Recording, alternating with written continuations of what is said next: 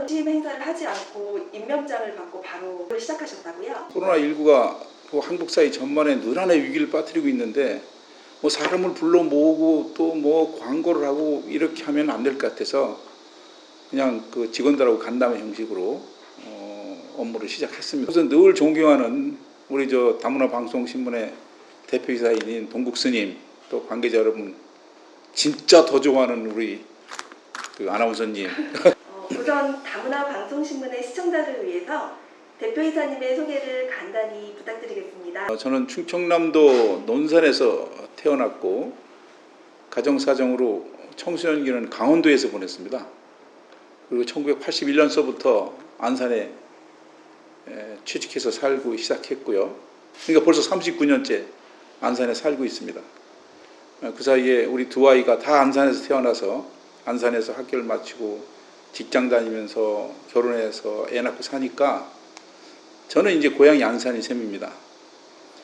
한 20년을 직장 생활을 하고 한 19년을 내 사업을 쭉 해왔는데 그 39년 동안 안산에서 사회운동, 시민운동, 통일운동을 쭉 했습니다. 안산 YMCA, 통일포럼, 풀뿌리 환경센터, 녹소연, 또 다문화 지역아동센터, 6.15 안산본부, 4.16 시민연대, 희망재단, 제가 봐도 참 이루 헤아릴 수 없을 만큼 많은 단체에서 여러분들과 같이 호흡을 했던 기억들이 있습니다. 그러다가 여러분 잘 아시는 분은 아시는 것처럼 지역에서 이렇게 운동하는 것이 효과가 덜하다. 중앙하고 연대에서 큰 틀에서 움직이겠다는 생각으로 정치에 뛰어들었습니다. 그게 무슨 말이냐면 지역에서 통일운동을 하면 아무리 해도 결과가 소위 도토리 굴르기인데 서울에서 중앙하고 연대에서 하면 이게 호박 굴르는 식으로 효과가 나기 때문에 그래서 늦은 나이에 정치에 뛰어들었지만 결과적으로는 뒷전에 물러앉게 됐죠.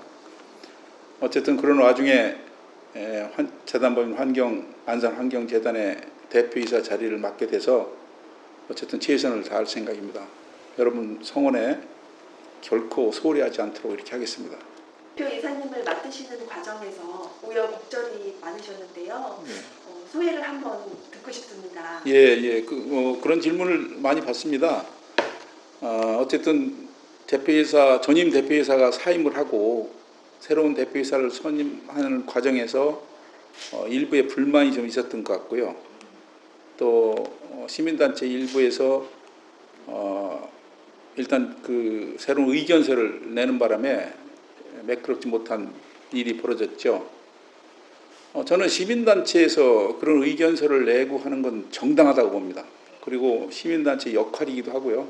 그런 의견서를 내고 그래서 늘 자극을 주는 게 시민단체 역할이니까 그걸 나무랄 생각은 없고 다만 잘못된 정보로 문제를 제기하니까 오히려 제가 상처가 크지요.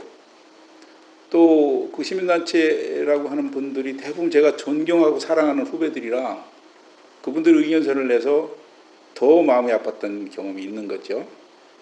어쨌든 이제 그거는 오해에서 빚어진 것이라 다 해결이 됐습니다. 이제 결과적으로 더 잘하라는 채찍으로 제가 받아들이고 있습니다. 환경재단이 어떤 일을 하는 곳인지 간략하게 설명해 주시겠나요? 네, 잘 아시는 것처럼 안산환경재단은 안산의 생활환경, 생태환경, 자연환경을 잘 관리해서 시민들로 하여금 환경의 중요성을 익히고 환경을 체험하는 이런 단체인데 올해 그 성격이 많이 바뀌었습니다. 과거에 있었던 정책친들이 대거 들어와서 여기 박사만 지금 7명이 있고요. 또 박사를 2분을 더 뽑습니다. 그리고 박사 과정을 모두 마치고 곧 박사를 수료할 분들이 또 2분이나 있어서 실제로는 박사가 10명이 넘는 정책 브레인, 안산으로 말하면 싱크탱크 역할을 하는 곳입니다. 그래서 단순히 환경 문제가 아니라 사회환경, 경제환경, 심지어는 정치환경을 포함해서 이 환경이 조화를 이루는 안산을 만드는 이런 역할을 하는 단체이기 때문에 과거에 비해서 훨씬 비중이 있다. 이렇게 말씀드릴 수 있습니다. 코로나19 시대에 환경에 대한 비중이 굉장히 높아지고 있는데요. 참 안산 환경재단의 그런 역량 있는 분들과 함께 역할이 기대됩니다. 네. 환경재단을 어떻게 설계하고 계신지요? 제가 여기 와서 여러 가지 이 업무를 파악해 보니까 큰 틀에서 두 가지 문제가 있다고 생각이 듭니다. 하나는 그동안 환경재단이 생긴 이래로 안산을 벗어나 본 적이 없어요. 그러니까 시에서 주는 예산으로 시에서 원하는 가치만 창조해 왔어요. 이런 게 문제가 있다고 생각이 들었고, 다른 하나는 환경재단의 존재감이 없다. 존재감이 많이 떨어진다 하는 생각이 듭니다. 제가 곁에서 환경재단 대표로 간다니까 심지어는 이렇게 말하는 분이 있어요. 환경재단이 뭐 필요하냐. 그냥 안산시 환경과 공무원들이 하면 되지. 그냥 존재감이 없다는 얘기예요. 그래서 제가 미래를 그리면서 크게 두 가지 큰 틀에서 환경재단이 할 역할이 꼭 필요하다는 것을 주장하고 있습니다. 첫째는 그동안 안산이 가졌던 안산 환경재단이 가졌던 안산이라는 틀을 벗어나겠다. 알을 깨겠다. 틀 벗기, 알 깨기를 하겠다. 이게 무슨 말이냐면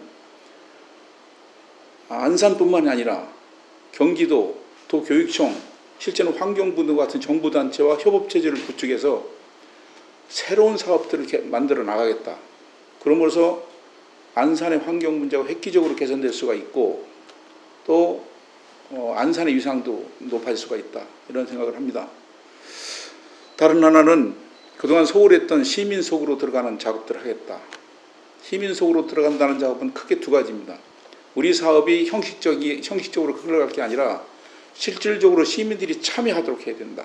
참여를 유도해야 된다.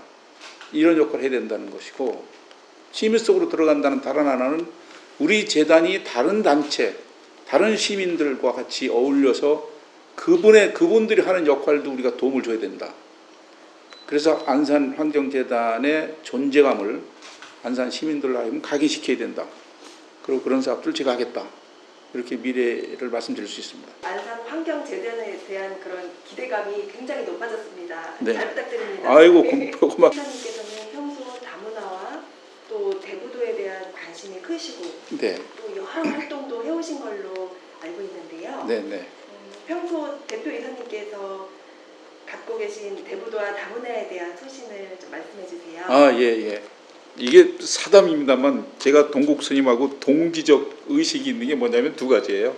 다문화하고 대부도입니다. 사실 저는 안산이 크게 두 개의 보물을 가지고 있다고 봅니다. 그게 하나가 대부도입니다. 그리고 다른 하나는 다문화입니다. 다른 분들이 소홀히 하기 쉬운 두 가지 말하자면 지점인데 이 지점을 저는 굉장히 중요하게 생각합니다. 대부도가 왜 보물이냐 이렇게 말씀하시는 분들이 있는데 대부도가요. 잘 아시지만 저보다 더 잘 아시겠지만 경기도 서해안 지역에서 가장 개발 가능한 지역입니다. 이게 우리로 보면 백지 지역입니다. 누가 그림을 그리냐에 따라서 엄청난 기회를 창출할 수 있는 지역입니다. 지금 일부 난개발이 있잖아요. 지금 일부 난개발이 있음에도 불구하고 대부도는 기회의 땅이다. 이걸 왜 이렇게 소홀히 하느냐 하는 게 제 생각입니다. 두 번째는 다문화입니다.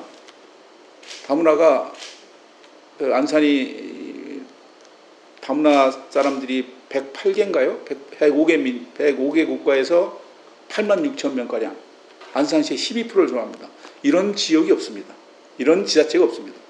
이렇게 다양하게 많은 종족들, 많은 민족들이 같이 어울리는 지역이 없습니다. 이거를 잘 다스려야 된다. 이걸 우리가 잘 갖고 와야 된다. 이 사람들을 다 우리 편으로 만들어야 된다. 이런 생각이 드는 거죠.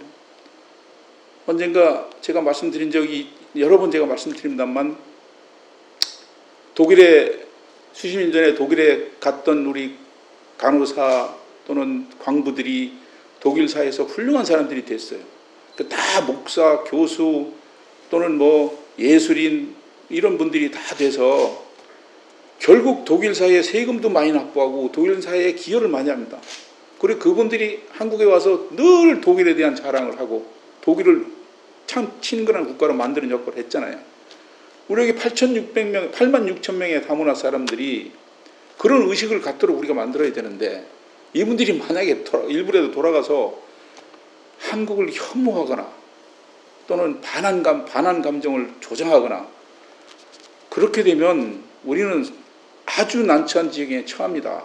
그래서 꼭 그런 이유가 아니라 이분들을 잘 우리가 다스려서 이분들의 역량을 잘 발휘해서 한국 사회에 기여를 하고 또 한국 사회에 세금도 내고 이렇게 하면 이분들도 좋고 한국 사회도 좋고 이분들 조국도 좋고 이분들이 다시 맞아야 할 제2의 조국 우리나라도 좋고 그래서 다문화가 안산시 보물이다. 다만 이걸 어떻게 할 건가는 우리가 참 머리 맞대고 고민해야 된다 이런 생각을 가지고 있습니다. 스스로 관계 당국과 시민들께 당부하고 싶은 말씀 있으시죠? 네. 지금 우리 안산뿐만 아니라 한국 사회가 코로나19로 노란의 위기에 처해 있습니다. 시민들, 국민들 모두 큰 고통 속에 있고 실제로 암담하게 생각하는 분들도 많이 있습니다. 시민들이 여전히 고달프고 힘든 삶을 살고 있는 반면에 사실 우리나라는 예를 들어서 30대 50그룹에 가입이 됐습니다.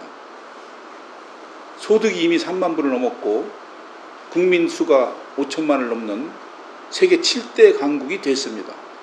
그럼에도 불구하고 우리가 왜 이렇게 힘든가? 왜 삶의 자체가 고통스러운가? 저는 이것이 지난 십수년간 이루어졌던 소위 신자유주의 정책, 국가가 정책에 개입하지 않고 민간의 자율에 맡긴 결과다 이렇게 생각합니다. 그래서 빈익빈 부익부가 극대화됐고 그동안 쌓았던 부가 일부로 다 일부에 쏠려버렸다. 그래서 10% 20%의 소위 권력 있고 힘 있고 돈 있는 분들은 더 부유한 결과가 됐고 나머지 80%는 오히려 박탈감을 느낀다. 이 사회를 탈피해야 되겠다. 이런 생각을 합니다. 설상가상으로 우리 사회는 지금 균형을 잃었습니다. 무슨 말이냐면 지금 고령화 사회 또는 저출산 사회로 균형 감각을 이미 상실했고요. 청년 세대들이 갖는 취업이나 이런 거에 대한 박탈감뿐만 아니라 50대, 60대 중년, 장년 세대가 갖는 박탈감 너무 큽니다. 상실감 너무 큽니다. 이 사람들은 지난 어려울 때 한국 경제를 살렸던 분들이고 납세, 국방, 근로, 교육의 의무를 다 이행했는데 지금 일자리가 없다. 이 사람들을 어떻게 위로할 것인가 하는 문제가 있습니다. 제가 비록 이렇게 한 지자체에 조그만 단체의 대표자를 맡았지만 이러한 문제에 대해서 결코 소홀히하지 않겠습니다. 그래서 안산 환경재단이 할 수 있는 한 어쨌든 역할을 충분히 다 하겠습니다. 시민 여러분과 모두에 말씀드린 대로 늘 함께 하겠습니다. 시민 여러분이 저희들과 함께 해주시고 격려해 주시고 조언해 주시고 따뜻한 조언보다도 쓴소리, 충원, 고언 많이 해주십시오. 저희가 늘 겸손한 마음으로 받겠습니다. 시민 여러분과 함께하는 환경재단이 되도록 하겠습니다. 고맙습니다. 지금까지 안산 환경재단 대표이사이신 윤기종 이사장님과 함께 인터뷰를 진행했습니다. 전 세계적으로 이 전염병 때문에 신음하고 또 환경 오염 문제 때문에 우리 사람들뿐만 아니라 동물, 식물들도 몽사를 앓고 있습니다. 이러한 시대에 안산 환경재단 윤기종 이사장님의 말씀은 빛과 희망을 주는 것 같습니다. 작은 단체라고 말씀하셨지만 결코 작지 않은 것 같아요.